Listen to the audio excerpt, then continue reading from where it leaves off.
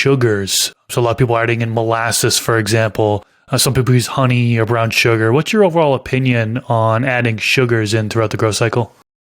This is one I'm not an expert on, and I have my opinion, and I'll share it with you. And it's based on the last 10 years of Build a Soil, and previous to that, just growing for myself. And I think a lot of it was hydroponics grow stores selling sweeteners that made sense because you're like, I want oozing sweet resin and I want flavor. And so it just makes sense. The human mind is like, oh yeah, that'd be good. I mean, you'd hear of people adding Kool-Aid to their water to get more grape flavor out of it. It's just like, there's just so much out there. And a lot of it comes from the best intention as far as our thought process.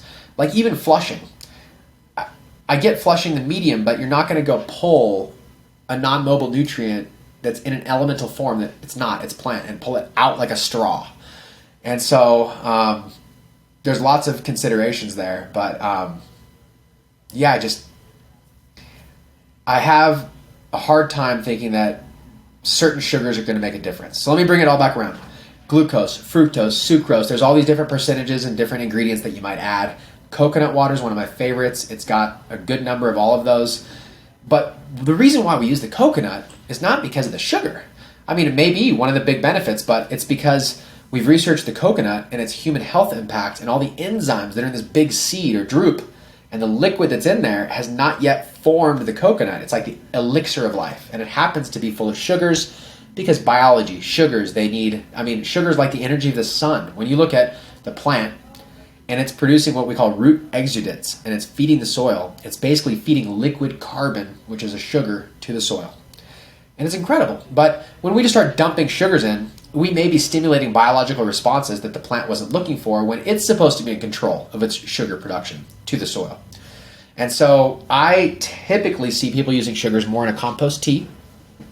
And the goal of the compost tea originally, so you all know, was that we were not making a nutrient tea at all. We were trying to take microorganisms, shake them off of the compost by bubbling them, have enough air in there to stimulate them to be alive and happy, and give them a food source that they could devour. In doing so, you'd multiply billions of them. And if you did the timing just right, you've got the most diversity before all of those strong ones ate the weak ones, and you'd pour that on your soil. But the goal with the sugar being used in the compost tea was to fully finish the sugar before you applied it to the soil, meaning the microorganisms devoured it, not the soil. And so sticking to that, a lot of us weren't looking to just go dump molasses on the soil. It was more just a compost tea thing.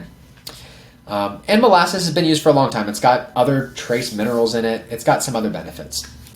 And the other thing that came out was a lot of the compost tea brewers from the Elaine Ingham crowd would say, you can't add molasses. It's going to feed the wrong microorganisms, and then you're going to hurt your plant. I've never seen that happen, but I definitely agree and understand that certain food inputs might stimulate certain populations of microbes versus others. But in my mind, plants produce sugars, and so I don't think they can be bad and just throw the baby out with the bathwater. Personally, I use a little coconut water. I would not be scared to add a molasses occasionally, but I would avoid adding sugars all the time.